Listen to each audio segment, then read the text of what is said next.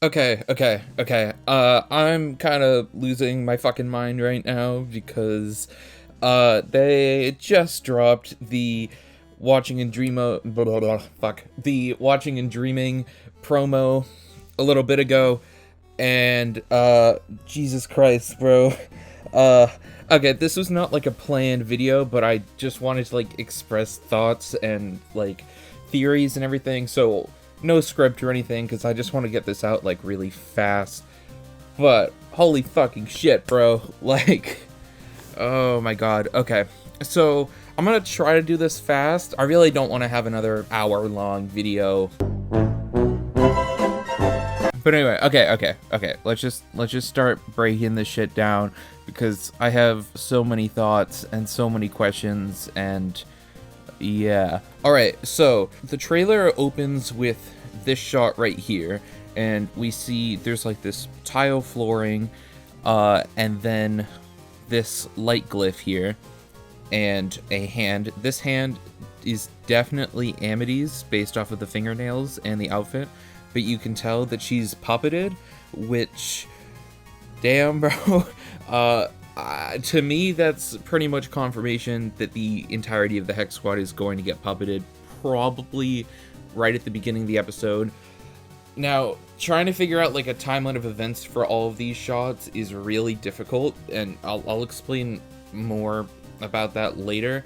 But yeah, I definitely think Amity's getting puppeted, and probably the rest of the Hex Squad. So yeah, I'm not really sure what this glyph, this light glyph, is being drawn with. Somebody has pointed out it kind of looks like it's meant to be like liquid. So I don't know, maybe Amity's drawing this like with her tears or something. That'd be kind of fucked up, but I don't know. Then we get this next shot, which is another photograph from season 1. This is a new one. We've never seen this before, but it clearly takes place during season 1. And I don't know, this is cute as fuck. I don't have much else to say here, but it's cute as fuck. Then we get this shot here. So we have the heart beating in the throne room, and then Luce here is just sitting alone on the throne, and she's dressed as Bellows, and there's more shots of this later on, and I'm going to talk about that a bit later for organization purposes. But this looks awesome, and it very much looks like they're putting a focus on the heart, which is cool, because I know that has been a major point of like fan discussion for a long time. I was not expecting them to do anything with the heart. I thought that maybe the heart like was, maybe they were planning something with it in the season 1 days, but then like post shortening they just kind of abandoned it. But no, it looks like they're actually doing something with it, which looks really cool, and that's further supported by the audio that they're playing here with the voice lines. Then we have this shot, so Luce also, you know, she's still wandering around the castle, still dressed as Bellows, which again, I'll get to that in a second, but like, awesome. Then we have this shot of King, and okay, so I guess I'll just talk about it right here, because this is gonna kind of play into some other stuff here. But the Collector is definitely putting Luce, Ida, and King through their absolute worst nightmares here. And this gets supported by further shots in the trailers. And it basically looks like he's trapping them in these bubbles and forcing them to live out their nightmare sequences, and is just trying to like traumatize them to like the most of his ability. So for Luce, her absolute worst fear is essentially being like Bellows, or being Bellows himself, kind of, you know what I mean? And that's very much playing into her whole guilt complex that she's had since Hollow Mind, really, because she directly feels responsible for his plans going through, feels directly responsible for the Day of Unity, and him finding the Collector, and so therefore everything's happening with the Collector to some extent. And so this is like essentially the Collector trying to trap Luce in this environment where she's being forced to act out being Bellows, when that's like her absolute worst nightmare, like the absolute thing that she would want the least. For King here, there's not many shots that I think are part of his dream sequence, but someone has pointed out that the shot right here with the red lights and everything, this is the same room that we saw in Edge of the World, and it's the room with all of the Titan skulls. But if you remember, King himself never saw that room. It was only Luce and Hootie. So this will be King's first time to seeing this, and I'm assuming basically what the Collector is doing is essentially making him live out the genocide of the Titans, or at the very least showing him the fact that they have been wiped out and like how many of them and everything like that, therefore showing him the Shrine of Titan Skulls, which is really, really, really fucked up, but it's really cool. Like, it's a really cool concept. And then Ida is definitely going to be going through something too, and I'll talk about that in just a second. So the next shot is this here, and honestly, so well, first of all, we get Ida as Harpy Ida, but with the short hair now, which looks fucking awesome. So hell yeah. King just looks normal. But if you look around them here, everything is green and goopy and covered in eyeballs, blue eyeballs. So one of two things are happening here. The first thing that I theorized here was that Bellows just died here. He just like exploded. All his goop went everywhere. Like all of his sludge form and everything just went everywhere, and they're watching. And when I talked to my friend Joe, they also added on that these light balls here might not actually be light glyphs. They might be like when Flapjack died in Thanks to Them, and he like disintegrated, and all of the he basically turned into a bunch of light glyphs essentially.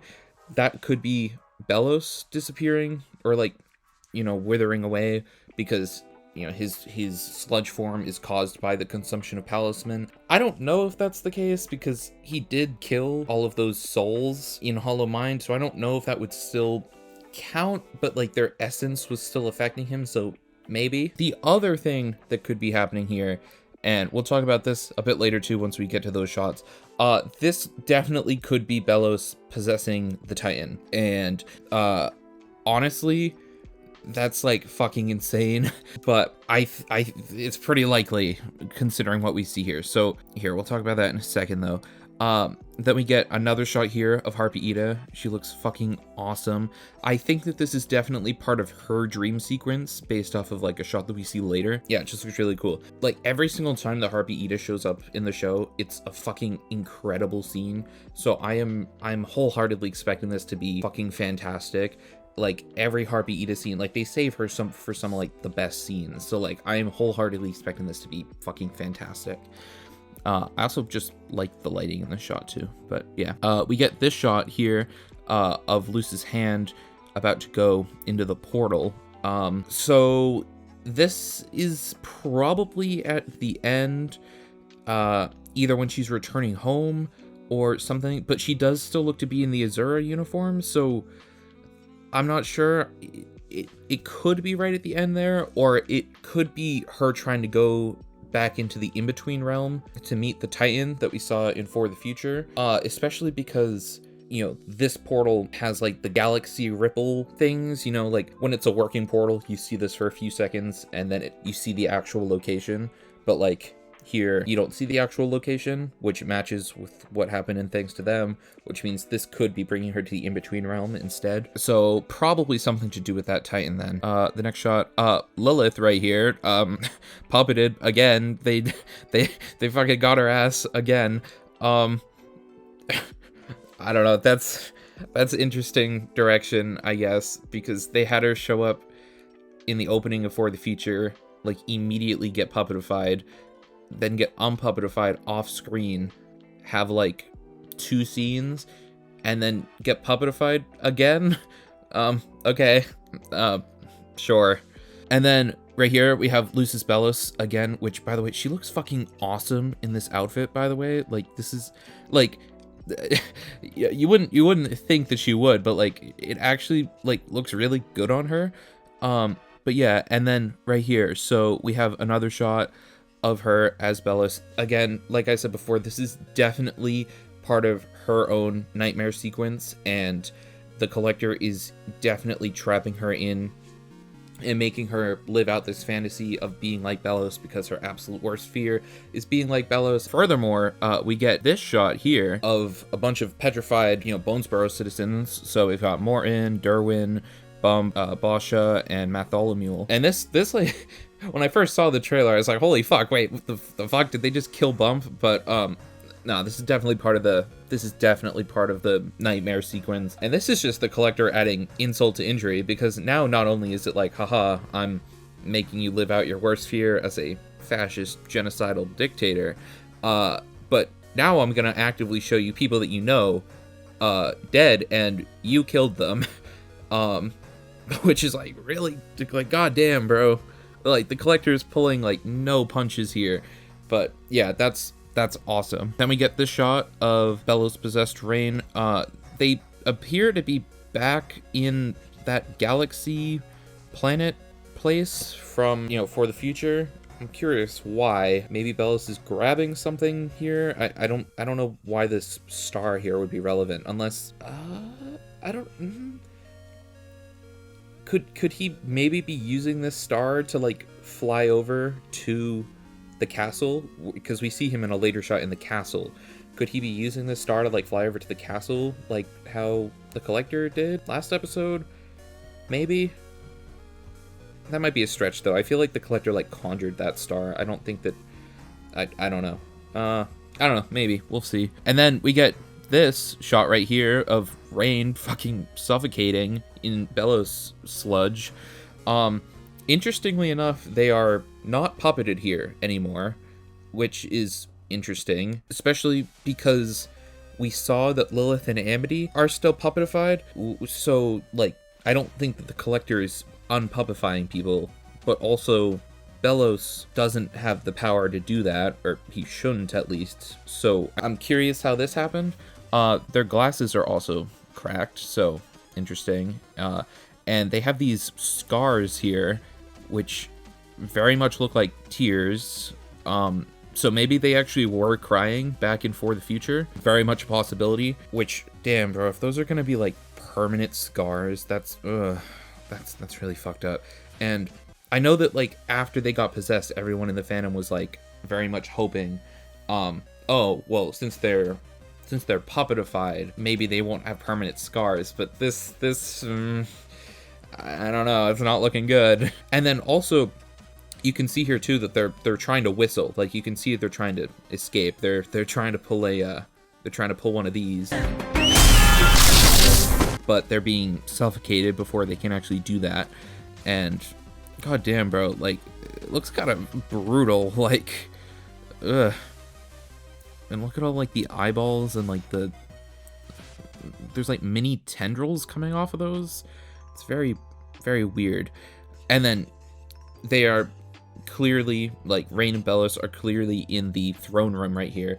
And this is what I mean with Bellos possessing the Titan, because they're putting an emphasis on the heart. And then Bellos right here, who's just completely falling apart right now, like way worse than he was in For the Future, is definitely crawling towards the heart there. And then later earlier, well, you know what I mean, we saw that shot where there's Bellos goop everywhere. So it very much looks like he's trying to possess the Titan. And I mean, there is actually some evidence to support this too, kinda, besides that, because this was like 2 years ago now, but if you're diehard Owl House fans, you probably already know this. But so Brad Breek, he's the composer for seasons 2 and 3 of the show, and he like uploads the music to his YouTube channel like on his own. And every time he will choose like a clip from the episode to just like play over and over again. And when he did it for Hunting Palisman, there was this one clip that it was meant to be part of Bellos's like whole vision sequence that he showed the Coven heads at the beginning of Hunting Palisman, and it showed the Titan like rising up out of the water and then like spreading its arms and having some kind of like magical burst effect on everything, which is really interesting. And I feel like maybe this is something to do with it, but that's not guaranteed, because the rest of that vision ended up being complete bullshit, you know, the whole like merging the realms thing. But I don't know. And you can also see in the shot, there's still some of this graffiti here, which we saw a lot in For the Future. But right here, what does that say? Bell Nos. Damn, bro, you really roasted his ass there. I can't tell what this is a picture of, but there's definitely something X'd out over here. All right, and then the next shot, so we get this title drop, which is pretty cool. I can't really tell what's happening with King here. He looks like he's in complete darkness, and then he wakes up, and then it looks like he has stone around him. I can't really tell what's happening with Luce either. She's just waking up somewhere. Actually, this is probably her waking up in the nightmare sequence, because if you look right here, those are the colors of Belos's robe. So she's probably in Belos's robe right now, and this is her waking up. And then Ida, she has the shadows of, you know, like jail bars on her. So this is her definitely being locked up somewhere. This is definitely playing into her nightmare sequence as well. I would assume all three of these are them waking up in their own respective nightmares things, which is very cool. Right here, okay, so this is the three of them together. They look like they are in the Titan crown thing that we saw. If I had to guess, this is probably the very, very beginning of the episode. I would assume that the rest of the Hex Squad gets, like, taken out, or, well, not killed, but, like, you know what I mean? Like, just, like, taken out of the picture for now. We get the Ida, Luce, and King reunion, and then the Collector comes in and is like, haha, let me show you fuckers some of my games. That's just, like, what I'm getting from it, because it, based on how they're reacting to the Collector here, it very much seems like they weren't previously like expecting him. Like, they're surprised by his presence and everything. So I'm assuming that reunion's happening at the very beginning. Obviously, we get this here where he's like, yep, let me show you some of my games here. Very cool. We get this shot, which, like, goddamn, bro, like, with fucking Pac-Man Collector. This is, like, insane. I don't know, this is super interesting. I am curious how this is all gonna play out. Like, I'm curious if he, like, fucks around with them and then puts them in nightmare sequences, because, like, Luce still is in her Azura outfit here. She's not in, like, this clearly isn't part of the Belos nightmare. Maybe they all get, like, thrown into some, like, random non-nightmare games, and then the nightmare thing is kind of like what finishes it off. But yeah, this is really fucking cool. I will say, I'm so happy that they are making the Collector threatening again. They softened him up so much last episode, and now we're back to him being menacing as hell and putting people through utter hell, and I'm so happy about it. Anyways, and then this right here, we have definitely, like, confirmation that they're being trapped in here, and I'm assuming, what I'm guessing is gonna happen is that, like, we get this shot, we get the Collector, he's threatening them, he throws them into some random games, like the Pac-Man thing, and then, like, after, like, a couple minutes of that, they get thrown in these orbs, and then after that, they get thrown into their own nightmare sequences, I'm assuming. That's what I would guess. And I really like how the Collector looks in this shot, too. He almost looks slightly off model with, like, how big his mouth is, but it's kind of cool, like, it looks cool. And all of these orbs and things around him, I'm curious what's actually in these orbs. Maybe all of these orbs are other things that he's collected, so to speak, or they're things that the other collectors have collected. Maybe this is his, like, primary way of trapping people. I'm not sure. And then we get this. So this shot is definitely a part, and I think I skipped over this, but Willow says you have to wake up, which again further reinforces the idea of the nightmare sequences. And then Luce says how, and Amity says look for the light. I'm trying to determine how this whole course of events is going to work, because the light glyph somehow, like, saves them from being puppeted or from being in a nightmare sequence. But if Amity knows this already, and Amity's the one telling Luce, then I'm assuming that she's already escaped being puppeted using the light glyph. So I'm assuming that this shot came first. But then we see them all in Luce's nightmare, but then they then get taken out of Luce's nightmare. So I don't know what the fuck's happening anymore. You know, Like, do they get puppeted and then dropped in Luce's nightmare and then taken out? Do they sneak into Luce's nightmare somehow and get pulled out because they're not supposed to be there? Also, I really need to talk about this too, because this is like a huge point. They are all in alternate uniforms too, like previous outfits. Gus is in his outfit from season 1 during Grom. Amity is in just like her casual season 2 outfit after Through the Looking Glass Ruins. Hunter is in like his Golden Guard like undershirt that we saw during Hunting Palisman and like at the beginning of Any Sport in a Storm, and that Willow is in her just normal school plant track uniform. And I don't know, maybe the collector is trying to torture them and they're forcing them into previous things too, although that also kind of confuses me, because this doesn't really seem like the most ideal way to traumatize these four, you know what I mean? So okay, Hunter makes sense. You throw him into his previous Golden Guard uniform and force him to live out some more like of his trauma from the Emperor's Coven. And there's even some implications from here and from another shot that maybe he's being forced to play out the same thing, except he's basically still the Golden Guard, but now with Luce as Bellows, which is, damn, bro, that's really fucked up. Like, because now the collector is essentially not only putting him back into the same place that he was, putting him back into the same abuse situation that he was in, but now is also replacing his abuser with one of his closest found family members now, which is like really fucked up, bro. Like,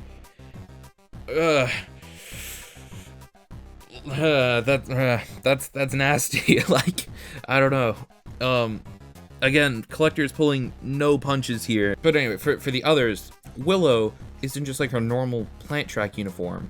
And it's like, if I was trying to put Willow through like a super traumatizing nightmare, I would probably reenact her childhood bullying with Amity, or like when they're grown up a bit and like it's more from like the very start of the series, like when she's in her abomination track uniform and she's like very much failing at abominations and everything, and she's still suffering the abuse from Amity. That's where I would do this. This feels a bit, I don't know, like, not to say that she doesn't have, like, not to say that she hasn't suffered bullying since then, and not to say that she hasn't had issues with self-confidence, because she has, but it's been getting better since she joined the plant track and everything. So it feels a bit weird. As weird as it is to say, this doesn't feel like the most optimal way to traumatize Willow. For Amity, again, just kind of casual season 2 attire, and we know based on the necklace this isn't her casual season 1 attire. Like, after escaping expulsion, she starts to like break away a bit more, and her like changing her hair and everything was a good indicator of that. But this is still the outfit from after that. So again, if I were to try to traumatize Amity, I would probably put her back into like a situation like that's like really bad with her mom, maybe force her to relive like escaping expulsion again, but that wouldn't be this outfit. So I don't know. The only other thing I can think of, maybe she's being forced to relive the trauma, like I don't know if I would call it trauma, but like from Knock Knock Knock on Who's Door, when Luce was like destroying everything, and she very much took that to heart as like a really ugly rejection, you know. Maybe that too, but would that affect her that much anymore? Because like she's now been with Luce for months. I'm sure it wouldn't be pleasant, but I don't think it would be traumatizing, right? Because you know that Luce loves you. I don't know. And then for Gus, I have no clue what this Grom outfit like would be in a negative setting. Because he was fine during Grom mostly. I don't know. Like, again, if I was trying to traumatize Gus, I would probably put him I would probably put him through, I guess, like pre-canon events that we see in Labyrinth Runner, where like people are basically befriending him for like ulterior motives and whatnot. He's like getting tricked by that. Or I would put him through the Looking Glass Ruins again, or Labyrinth Runners, or something like that. Not Grom. I don't know what significance Grom really has to him there. The only thing I can think of is maybe he's being put in a situation where he's being forced to face Grom, but like I don't really know why specifically for Gus that would be. I mean, yes, that would be a way to show like your worst fear, but like by that logic, shouldn't you trap all of them in Grom? Because, for example, like Hunter's worst fear would probably still be Bellows, right? I don't know. The only other thing I can think of is that they aren't like I'm 1000% positive that Loose King and Ida are all going through intense nightmare sequences, but we never see these four in a bubble or anything. So maybe they actually aren't being put through something like that. Maybe they aren't being put through like an intense nightmare sequence. Maybe they're just being forced to serve roles based off of what the collector wants, or maybe they're just meant to serve as some kind of, I guess, add-on to like make Luce's thing worse. Because we do see a shot later in the trailer where they are definitely fighting Luce. But again, if it was just that they're fighting Luce, then what do these outfits, like, what significance do these outfits play? You know what I mean? Like, why would you put them in these outfits if just to have them fight Luce? What significance do these play? So the only other thing I can think of is like, I don't know, maybe Gus is being forced to like be an MC for the collector's game or whatnot. That would be kind of fucked up. Like, if Gus has to like watch Ida, Luce, and King from the bubbles and is being forced to like put on like a jolly MC performance like he did back in Grom. But again, that doesn't answer the other three, so I don't know. Sorry, I've been talking for so long about this shot. Oh, and I'm not done actually, because we have in the background here, that's Flapjack. That is a giant statue of Flapjack, and look at that crack right there, and that one there. Those are definitely the cracks from where he got fucking stabbed. So, and again, I think this is part of Luce's nightmare still. So, maybe the collector is also trying to, like, play into her guilt, maybe, about Flapjack and his death. I mean, we haven't really gotten any explanation of that yet, but I would not be surprised if she felt guilty for Flapjack's death, because it's not her fault. But if you really, really wanted to twist it, and you really wanted to look at things in the most, like, uncharitable way possible, and I mean, Luce kind of does that to herself. You know, she kind of feels responsible for everything, like, no matter what, even if it's, like, not her fault.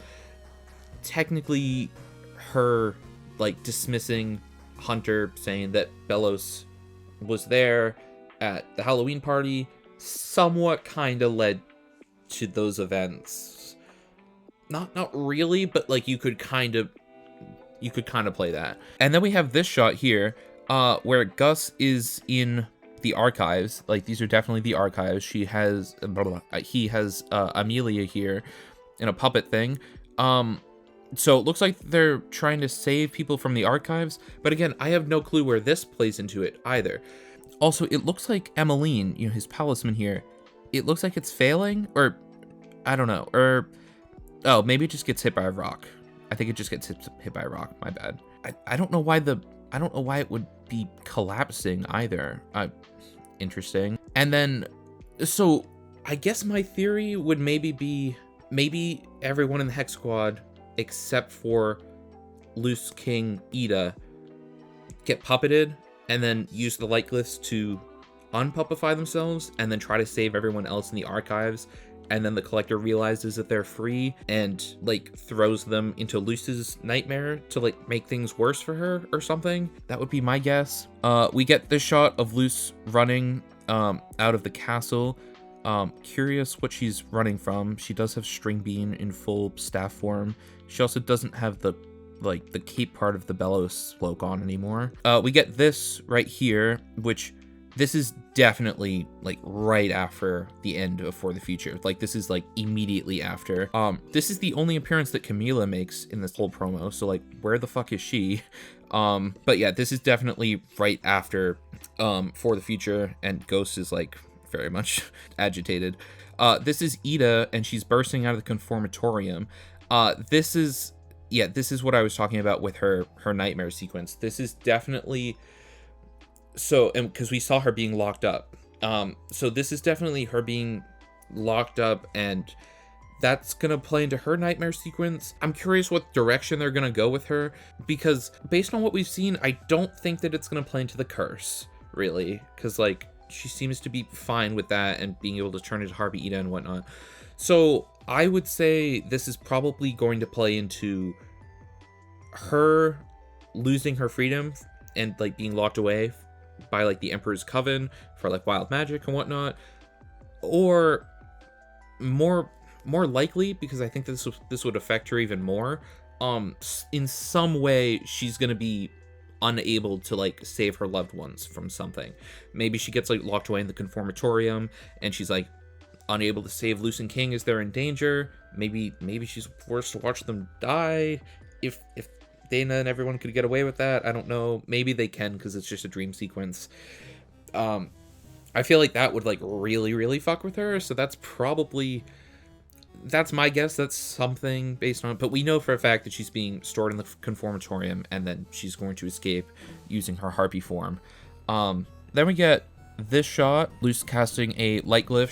She is still in the Belos uniform. I definitely think this is how she's going to get out of the nightmare sequence based off of everything that we've heard. Luce right here is saying, let's end this, so I'm assuming she's like slamming a light glyph, and that's going to set her free. This will be like the end of this sequence, I think. And then we get this. This is definitely still part of Luce's nightmare sequence and everything. They're definitely on the castle thing. You can still see the Flapjack statue in the back, and they are charging at someone, and you can see their foot right here. And if you really look at it, that is definitely Luce's foot, or definitely Belos's foot, but she's in his uniform, so like definitely Luce there.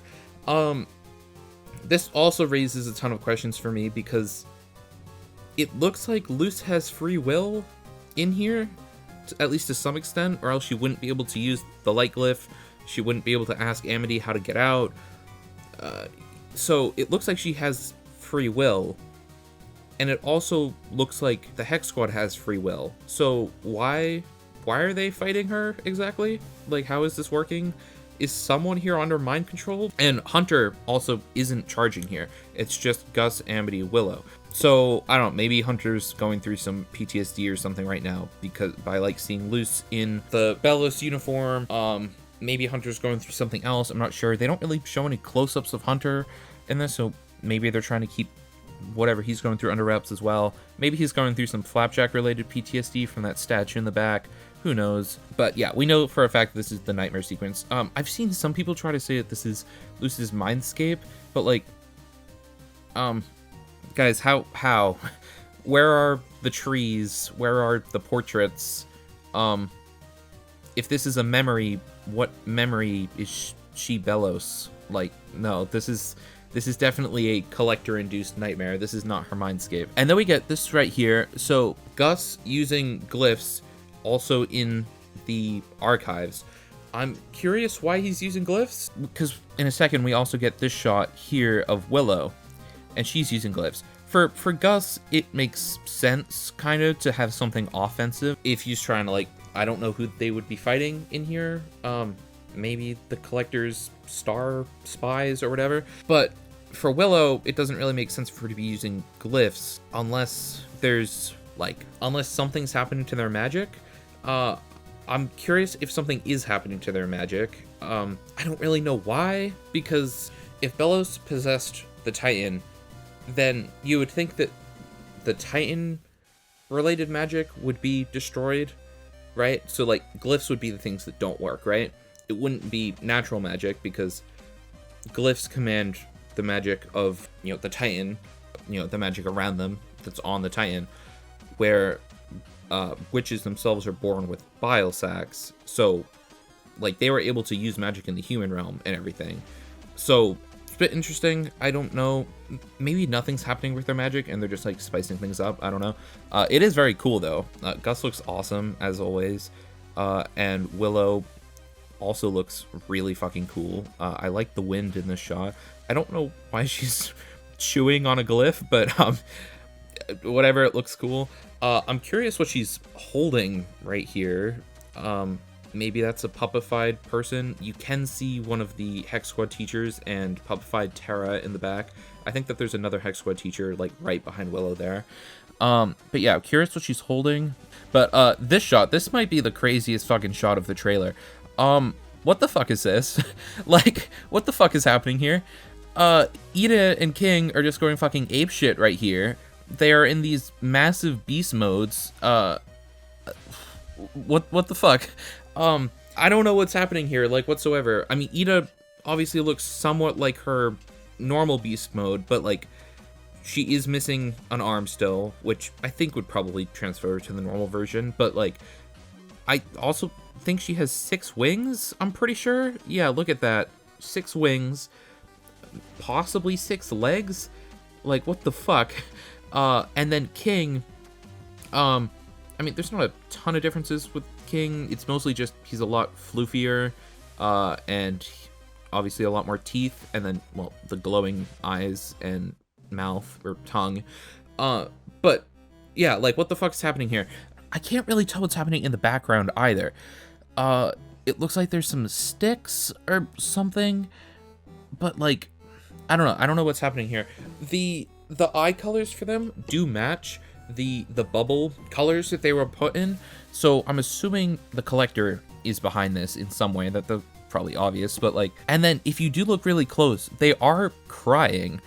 Ida has tears in her eyes, and King also has tears in his eyes, sorry.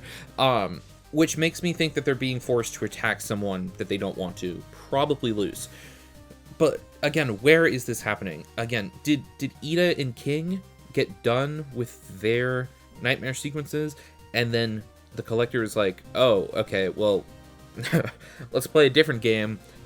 I'm gonna, turn you guys into, like, fucking rabies-induced beasts, and we're gonna drop you into Luce's, and make you kill her? I mean, that's pretty fucked up. That would be pretty cool. Because, again, I don't know why else they would be crying. It could be someone else technically that they're attacking, but I don't really see it, to be honest. But I don't really know what's happening here. I feel like this isn't a nightmare sequence, but I don't know. Maybe this is the real thing. Maybe this is, like, real life. Are they on a bridge? Is this what this is? Like, there's so many sticks and things everywhere. Is this part of, like, the Bellows possession of the Titan? I don't know. And then we get this last shot right here of Ida, Luce, King, and then String Bean all embracing, and this is awesome. I really wish that they didn't show this. I know it's obvious. I know that it's, like, really, like, we all knew this was gonna happen, but at the same time, it's like, why'd you show it? Because, like, this whole season's been, like, building up to this, and I'm like, why'd you show it? Like, for example, just because you know the good guys are gonna win at the end doesn't mean that you show that in the trailer. So just like we know that they're gonna reunite doesn't mean you show that in the trailer. Why'd you, whatever? But, like, it's very, like, this is great. Like, this is awesome. And Ida and Luce are both crying. And then String Bean's just being fucking adorable. And that is the end. Oh, I should mention this too. Luce at one point in the trailer says, you know, this can't last forever. Not sure who she's talking to. The way that the trailer frames it is like they're trying to talk about, like, her being with King and Ida, obviously, but, like, I don't think that that's actually how it's going down. She's probably talking to the collector and being like, hey, you know, like, this whole false world, this whole, like, playing games can't last forever. That's my guess. But yeah, that is my breakdown. I've been recording for so long. Anyway, that's it from me. I will say I'm very happy that this promo just came out. I'm happy that we got one last community, like, going fucking crazy time. I'm not speaking well, but, like, you know what I mean? Like, I don't know, because we didn't get that for the future because of the leak, and it was kind of just like there wasn't as much, like, by the time that the promo for the future came out, half of the online fandom had, like, already seen the episode, so it wasn't so much as like, oh my god, look at this is so cool, what's gonna happen, let me make fan art. It was, oh, I can talk about this now because it's public. There wasn't as much like excitement, and I was very worried that the same thing was gonna happen here. I don't know. I'm happy that we all got to have fun one more time and just theorizing on what's gonna happen. But anyway, that's all from me. Let's pray to the iTunes gods that this shit doesn't leak. We've got 18 days left. Let's go. Okay, bye. I hear a voice